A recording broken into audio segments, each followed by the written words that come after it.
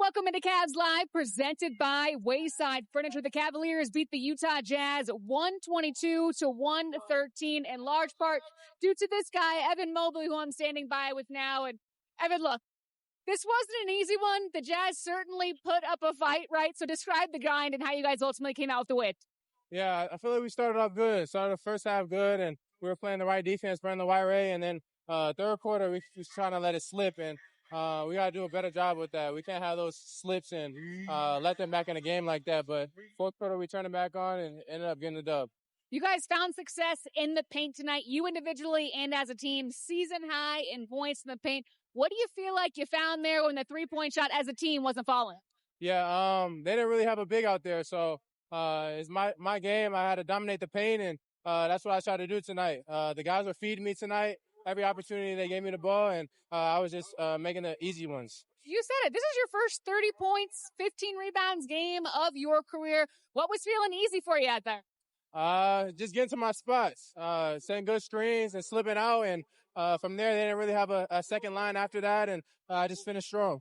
You said guys were feeding you. One of those guys was obviously James Harden. It felt like it was hard to Mobley all night long. He finished with 14 assists, and 7 of those came to you. What's it like continuing just to get to know how he likes to play? Yeah, I mean, he's a great passer, so you got to expect the ball at any point. And he was just throwing great passes to me all night, sneaky ones behind the defense. And from there, I'm in the paint and just laid it in. Lastly, Evan, this isn't an easy road trip. You take on the Lakers tomorrow after traveling tonight. What do you want to clean up before you take on LA tomorrow? Just play a full game. We know tomorrow is going to be even more of a challenge, so we got to be locked in the entire game, and you can't have those slips like we did today. And main thing is just defense, keeping our defense strong throughout the whole entire game. Appreciate you. Yeah, appreciate it. The Cavaliers beat the Utah Jazz 122-113 here in Utah. Don't go anywhere. We've got more coming up on Cavs Live. Kenny Atkinson. And Brad Daugherty, I'll have to say, it wasn't exactly how we were hoping to draw it up on the pregame show. I believe you and I were both hoping for a blowout. But hey, at the end of the day, it's not easy to win in this league. And the Cavaliers figured out how to do it. Yeah, especially on the road. And, it went extended. I was hoping we could get guys some rest before we roll into L.A. late tonight. But, the Jazz played a formidable brand of basketball tonight. They made a lot of shots, put a lot of pressure on us, made us respond. But we did respond. That's the most important thing. And really fought out. It was a hard-fought basketball game, went right down the last couple of minutes. Good win for the Cavaliers. We need to win these games. No matter how you do it, a win is a win is a win. On the road, it's difficult. Chalk this one up to excellent play by Evan Mobley, Donovan Mitchell, James Harden, Tyrese Proctor. These guys all came in and contributed in a big way. You said it. Excellent play by Evan Mobley. That had to be the highlight of the night. And his play is our Misney Make 'em Pay moment, brought to you by Just a beast in the paint, Brad. He finished with 34. I know you love that those were all in the paint. He didn't even attempt a three-point shot. 17 rebounds. How impressed were you with him? I mean, I love it. I don't agree with the national media and all these experts about Evan Mobley taking this next step by shooting threes. I want to see Evan Mobley do this. When he does this, he is absolutely one of a kind. He is dominant. And as he goes this way, it makes us a more aggressive basketball team. And the reliability of Evan Mobley changes everything offensively. And as we get to the playoffs, it gets tighter. They're going to have to collapse on him. Now you got James Harden. Now you got Donovan Mitchell. Now you got Sam Merrill with space to shoot the basketball. So huge night for Evan. Very dominant night for him. Did a great job. James Harden also with a huge night, Brad. I mean, he just continues to facilitate. But hey, you know who can actually chat with us about James Harden? Yeah. The one and only Tyrese Proctor, the Rook, who's standing by with us. Thanks for coming out to join us on the post-game show. Look, we were just chatting about wins aren't always easy in this league, and sometimes you just got to grind it out and find a way. What did you guys have to find a way out there tonight? Yeah, definitely had to grind it out. We shot 18% from 3, so I think that tells the story right there. But I think just the way we guarded, we realized Ev had it going early, and I think, we just kept finding him, and he was on kill mode all night. Tyrese, the past few games, you're starting to work yourself back into the rotation, back into the lineup. You're playing some solid minutes. What have you learned while you've not been able to get into the rotation? You've been working hard on your game, but you're back. What have you learned watching this basketball game? I think, obviously, being at home for 2 weeks or however long it was, all the little details, just trying to find ways to make it easy for, the main guys on the floor, Don, James, Ev, J.A., just trying to do the little things that'll make it easier for them, but also our team, get the ball moved and move in, obviously guard on defensive end, and just trying to impact winning any way I can. Not every rookie comes in and has the confidence that you do. And one of the things that we love about you is you come in, you're not afraid to take a shot. And a lot of rookies tend to be that way. What is it about this team, or even just about how you play, where you've got that confidence any night? Yeah, I think it's just the trust I have in myself, the trust that the guys, organization has in me. Obviously all the work that I put in behind the scenes, it works, and I put in the work. So I think a big thing is just trusting that. And like I said, guys have full confidence in me and want me to play my game. And I understand if I play my game, it's only going to help other people. Offensively, you can score. We got so many guys that can score. It's the defensive end, night in and night out, that we got to pick it up a little bit more. What are you seeing on the defensive end we need to improve upon as we go down in these last 7, 8 games, 6 or 7 games? I think just staying connected, being on a string defensively, rotations, just having each other's back, and then just rebounding defensively. I think we're at our best offensively when we rebound and just push the ball and play freely. Before we let you go, how's the season treating you in terms of the travel? Because we got to let you go here because we got to hop on a flight, go to L.A. We got a tough road trip. Got a long trip right now to L.A., so should be good. All right. Get on out of here. Get on out of here. Appreciate you, TP. Appreciate you.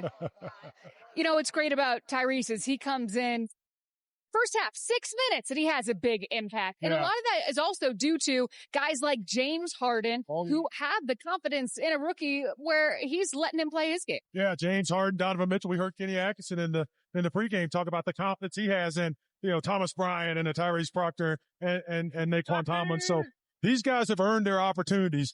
Tyrese has earned his opportunity. So when he stepped into the spotlight, these guys are going to trust him, and it's all about trust and communication. Yeah, you're talking about Donovan Mitchell. Time to revisit our FanDuel same game parlay from pregame. Donovan Mitchell certainly hit the over on that one, 37.5.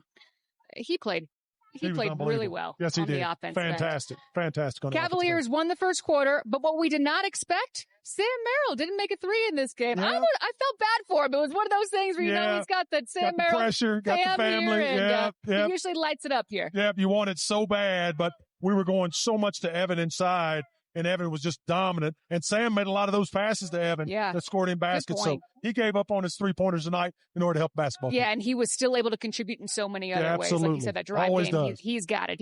Most important thing, Cavaliers come away with the victory, Brad. Yes. That's not all we care about. We also care about letting Brad go. Absolutely. His favorite point of the night, kissing it on that airplane. Hasta luego. I'm going to tease him with the little sweet candies he's going to be eating on there. Mañana. Welcome back to Cavaliers Live, presented by Wayside Furniture. The Cavaliers beat the Jazz here in Utah 122-113. Let's head over now to Kenny Atkinson for his post-game press conference presented by Wayside Furniture. We talked about, or I mentioned this anyway, pregame. You guys have opponents like this that are in the same spot as the Jazz and doing different things with lineups in the fourth quarter. Is that hard to coach against, especially when you're trying to get ready for a playoff round? I don't, Joe, how I look at it, I think every team is like in this league, I have so much respect for the league. I give no quarter, right? I'm never like, man, this is going to be a cakewalk. And I get it. I get where you could say, yeah, you could look at, tonight we had to, man, those guys, sometimes when they have the guys that haven't been in a rotation, those guys play so hard. And if you're not kind of playing it at the same competitive level, then, a game like this happens. I will say this, we're 6 for 32 from 3. They're 15 for 29. It's really hard to win an NBA game with those stats. It's hard. So I give our guys a lot of credit that, especially James and Donovan, where they saw where our advantage was. With Evan, I think in the beginning we would have stopped, jacking threes and taking more threes, and we decided, okay, tonight's not our night from 3. We're going to start getting to Evan and the roll down deep in the paint, and we're going to start driving it. Keon started driving it. Even Sam was 0 for 8. He just started driving it. So I like that our guys made that tactical adjustment. Yeah, I was going to ask about that too. What does that take? A certain amount of discipline to be able to do that? IQ. I think it's just having smart players, and I think those guys, we mentioned it, and they figured out, Evan's the advantage tonight. let's just keep feeding him. And Evan was great. Like, even in the first half, they started swarming him. He kicked out. We got good shots. He made great, great decisions. Evan's playing great basketball. I mean, if you look at his stats post All-Star, it's pretty stunning. What he's been doing. So, and then I felt like our defense sustained us. Was it elite? No, but we did a good enough job considering how bad we shot. We stuck with it. It's a good win for us. And then I know, Jared, Max didn't play tonight. You played a bunch of guys, which you said you were going to do. How are you looking at it for tomorrow? We'll see. We'll see. I mean, let me just, we'll see where Jared is. We'll see, Max is. I think Max is, likely, Jared, let's see where he is. I don't want to jump the gun on that. We got to manage this a little bit, with some guys and we'll keep doing it and keep playing our young guys. Chris. Hey, Kenny. Chris. What do you feel like finally allowed you to put them away late in the game? Yeah. Getting our big tight end down the middle. I mean, James is a master, right? He knew his ISO game wasn't going, his three ball wasn't going. We just popped it over the top, and they were small, and Donovan had a couple nice passes. Then we started laying it off on drives to Evan. 34 and 17, it's 28 minutes, pretty good line for Ev. You said Evan had the advantage tonight. Clearly he did. But do you believe that he has the advantage most nights? And if so, how do you incorporate him more consistently? I mean, like I said, Chris, he's been he's been dominating really, post All-Star and, post trade. And I got to look, I don't know how much that has to do with James. I'm sure James has a hand in that. When you have a great passer like James, I think it's helped him tremendously. I don't know if it's the same as a JA effect, but you could argue that probably. He's just, we talked about it early, I feel him trending in the right direction. And I think he's kind of exploded. Rebounding's up too. He's rebounding better. Free throw looked good tonight. So that, he's catching a wave at the right time, catching momentum, going into the playoffs. That's huge for us. There's this general thought about Evan this year, coming into the year, and the big role that he was supposed to have, and he's been labeled a disappointment, an underachiever throughout the course of this year. How do you respond to that? Well, he's responding, and I said, listen, because he was at the end, I said, go home and All-Star break and work.